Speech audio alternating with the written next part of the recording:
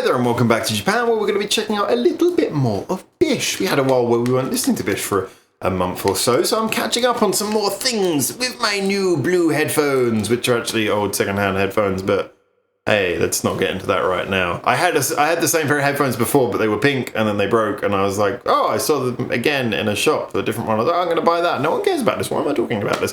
Anyway, so this is a song called Hide the Blue by BiSH, apparently quite a popular one. I haven't heard it myself, and I'm sure you guys have heard me say this a million times, but anyway, BiSH is a group I've always really enjoyed listening to because you never know what you're going to get when you press play, but whatever it is, they always throw themselves into 110%. So let's have a little listen to this. This is Hide the Blue by BiSH, and we'll talk about it more afterwards. Yeah. Oh. I like the art style already.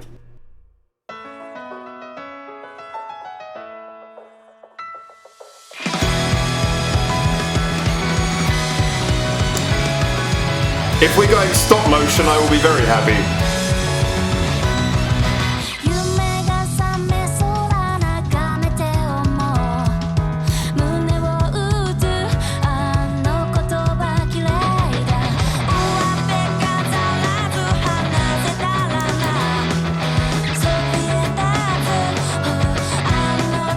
It's very much sort of straight J-pop style of writing. It reminds you of so many other similar songs. But I love the sound, the addition of the guitar to the piano.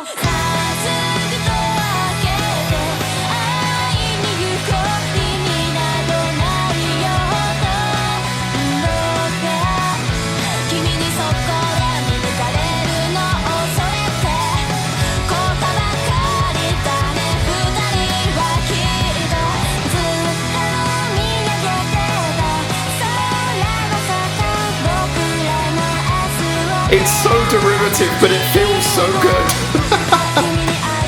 It really works, doesn't it?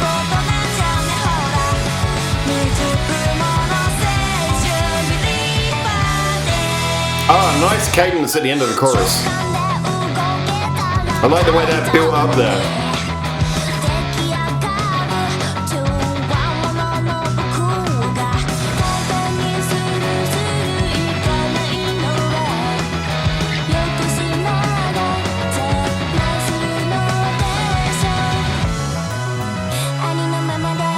Nice.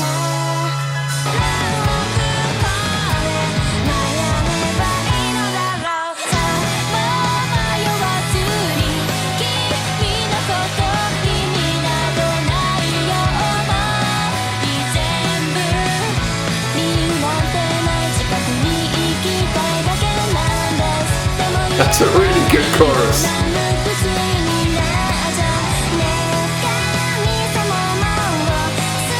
They're very good at writing these songs that have or whoever writes them, good at writing these songs that have these big dramatic feeling or emotionally powered feeling melodies.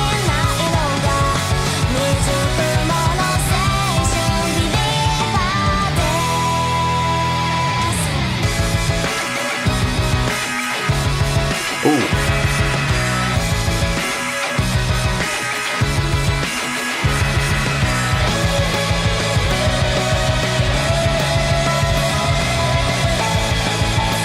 Producer's doing great at adding these weird little sounds in, like distorted guitars and things, and then heavy snares, but in a way that fits the poppy sound as well.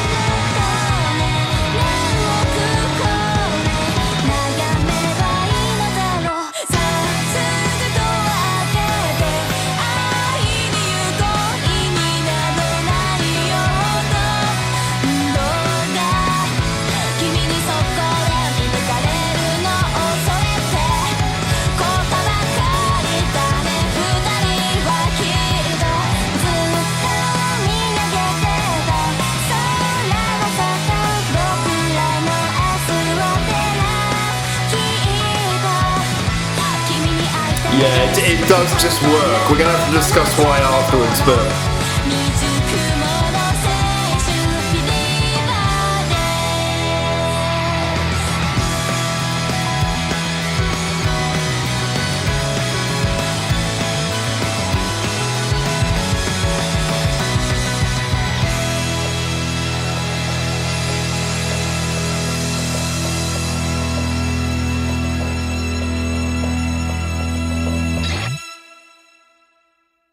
What's that off-screen thing they keep on referring to? I don't know if it's alluded to in the lyrics or not. I couldn't pick up the lyrics. As usual, I need to go back and review them from the lyric sheet afterwards and translate them slowly. But yeah, okay, there is quite a lot to unpack on this one. But first of all, before we get too deep into it, I just want to say massive credit, by the way, before we even talk about the video, massive credit to the set designers and the director of photography on that, because just the lighting and the whole look of that was really quite unique. It was very high contrast, but it had a lot of detail in it as well. So a really beautiful video. But first of all, let's talk about the song. Like I say, the problem with this song is that a lot of the things I want to say are very difficult to say because of the fact that in actuality, this song works really well. It's really good. I like it. But it is massively derivative. I mean, everything in this you've heard somewhere before. And I know we can't be 100% talking about music totally from the perspective of originality, because as has often been pointed out, now we live in a world where you can produce pretty much any sound if you want through either instruments or a computer or instruments being computerized. And, you know, considering there's only 12 notes in the Western scale anyway, which most people use for pop, it is very difficult to do something which is 100% original. But, however, this one, you know, the melody, everything, it kind of had that feeling, yeah, we've heard this before in Japanese pop. It was very much a straight Japanese pop song with a little bit of extra sass, a little bit of that extra sort of guitar sound in the background to thicken things up and give it a little bit more force. So, yeah, this was a song that, yeah, in no way does it forge its own direction, but it just really, really, really perfects that whole sound. You know, again, as I say, with those classic Japanese pop songs, whereas you think about the classic Western pop songs, Western music is very good at making a sort of a short, catchy chorus that goes sort of round and repeats and gets wormed into your ear. The best Japanese music tends to be good at having long choruses where, you know, the chord patterns go on for a long while. It doesn't repeat so much. The melody sort of travels in a direction, and there's much more sort of melodic development and, you know, chord pattern development in those classic traditional style, I guess we could call them now, J-pop songs. And this really follows that feeling. The whole chorus builds up towards the end. It's got that nice little cadence. Cadence, by the way, if you don't know, usually when you use that word, it's got a lot of meanings now, but usually refers to the last few chords, officially two, but the last few chords in a pattern of music. And there was that nice cadence at the end where it sort of builds towards, and it just goes up, da, da, da, sort of builds up towards the end, where it could have just settled for a much easier note and ended in a much more traditionally quick way. You just come around to the last chord and finish. This is one I'll cover. I'm going to be doing a series hopefully quite soon on really basic music theory for anyone who's interested in that. I know some people who watch this channel probably know all about music theory, but I know some people, I want you to get the most out of it. If you don't understand it, I've got some really short little tutorial or explanation videos coming soon, just basic music theory, and things like that I'll cover. But yeah, this was one of those chord patterns where it just, the whole melody and chord pattern obviously sat well together. They were catchy. You felt infused. It had emotion. You wanted to sort of sing along to it, even if you didn't know the words exactly. And, you know, at the same time, you know, to be catchy and convey emotion is always a really good sign of a really fantastic chorus. And that's what this was doing. And it pushed towards a nice ending. That was good. The verses were really interesting as well. They had their little changes in rhythm. I like the fact that, as always, in the best BiSH songs, you could really hear each singer's contribution. Their voice and their style was highlighted in their own individual little bits. It flowed beautifully. It was obviously, when some of their songs are designed to be more crazy, some are more simple. This was obviously on the simpler side, although it didn't go soft. It did have a nothing wrong going for a soft song. But this had some of their little harder edge, like I say, and those little backing guitars and things, which you wouldn't have had in probably the more normal sort of songs of this ilk. So I really liked so much about the way that this was constructed, despite it being quite obviously heavily derivative in every sense of writing and production. It did have its own little identity in the final analysis, which I think came through in the way that the girls delivered it, came through in just how well it was executed, you know.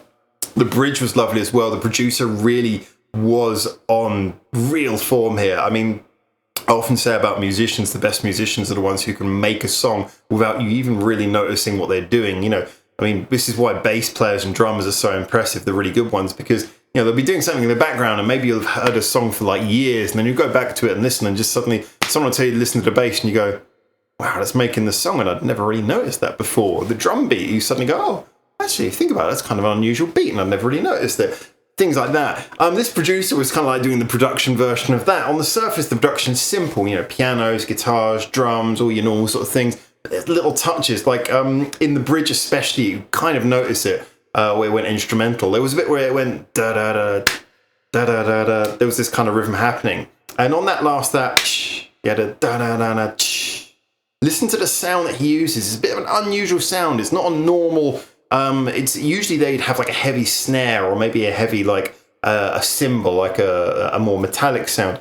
He or she has really produced a really interesting sound there that really highlights that and adds. It really adds a contrast between the da da da da and therefore allows everything to sort of disperse afterwards, and it makes that hit and break sound much more clear. And then it goes into the bit after that where everything thickens out. And again, there's a real sort of good, intelligent use of that sound to blast it then into the last chorus, which in a sort of traditional Japanese style starts off as a quieter rendition before blasting back in to a full chorus crescendo. Yeah, it just, the production was really on point. I think everyone who was involved in this, I mean, no discredit to the writers. The writers did do a great job, although, like I say, the writers clearly were paying homage to a lot of Japanese pop music of the past.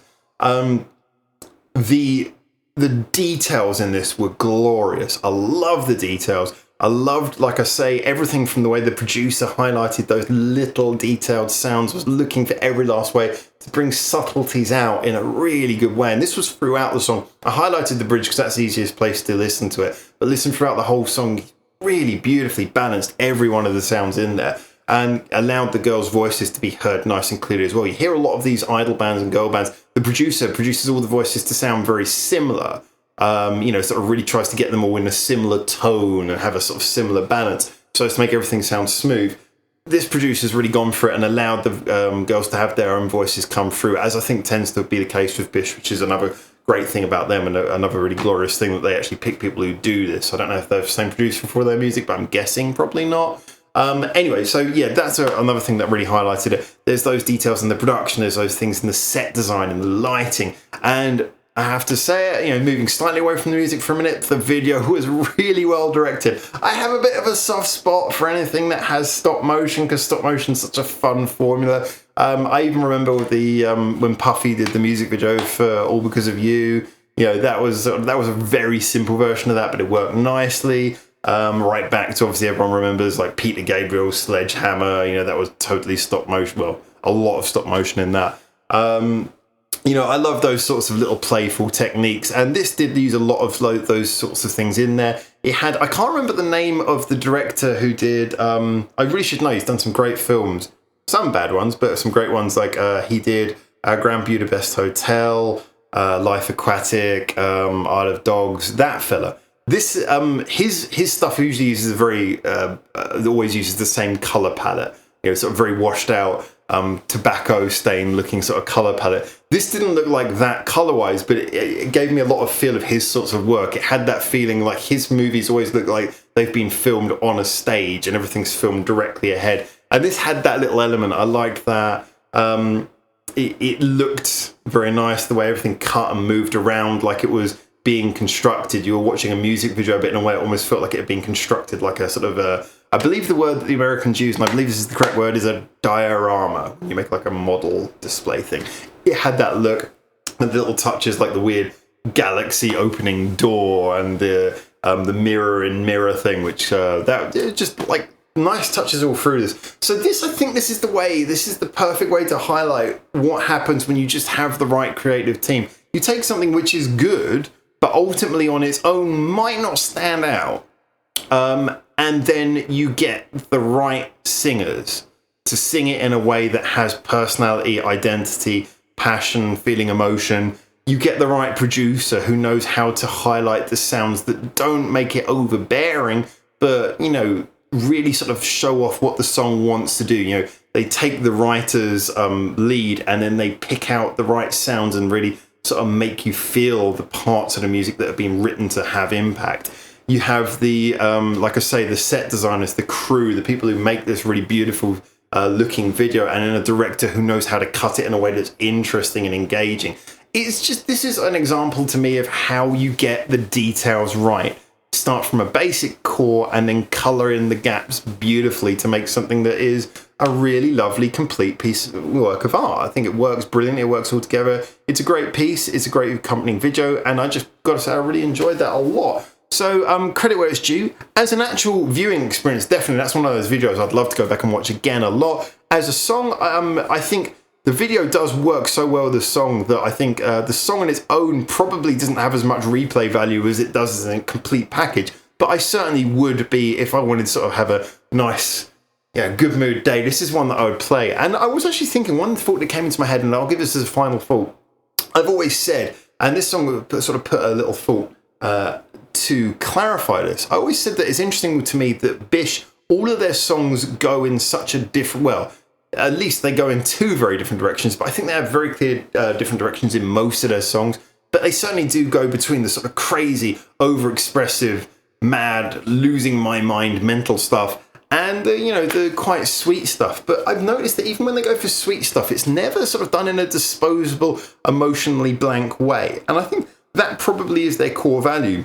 Everything, even when it's just light pop, has a sense of some sort of emotion. And this did feel like there was, I don't know what the classroom references were, but it kind of got this feeling almost like it was sort of some sort of thinking back to the past and moving on from the past, moving on from childhood. I don't know, I'm just assuming this all, but that was the vibe I got. But certainly, even without knowing, I got a very strong vibe and a feeling from this song. And you could tell in their performances, the way they delivered it, it's delivered with emotion. Like I said, it comes across in their voices, but it also comes across in the video.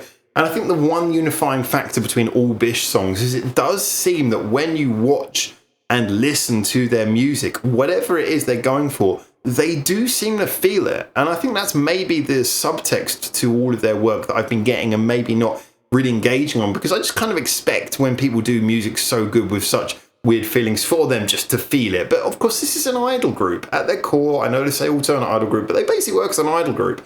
So credit where it's due. That's actually probably the silent quality of this group, is that they do actually have I believe, an emotional investment in what their songs are about. And it certainly comes across that way. If not, they act very good. But they do give the vibe of a group who really does believe in what they are performing. So I like that. And that came across in this song. And anyway, I've waffled about this enough. So you guys, get in the comments, tell me more. Do you know what the song's about? And better than I could pick up on from a few words, let me know. I don't approve of research, and to be honest, I would much rather discuss with you guys than go through and actually translate the lyrics myself, although if no one tells me, I probably will. But yeah, tell me what the song's about. Tell me what you guys think about it. Tell me what you think about the feeling of it. Tell me what you think about the video as well as the song.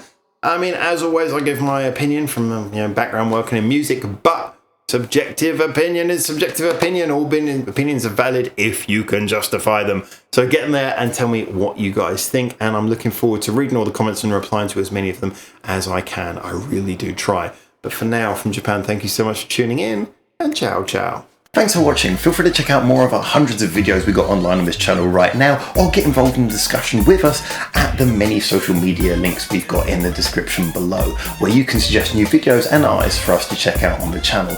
Or you can just do the usual YouTube stuff and comment, like, subscribe. You know how this works by now.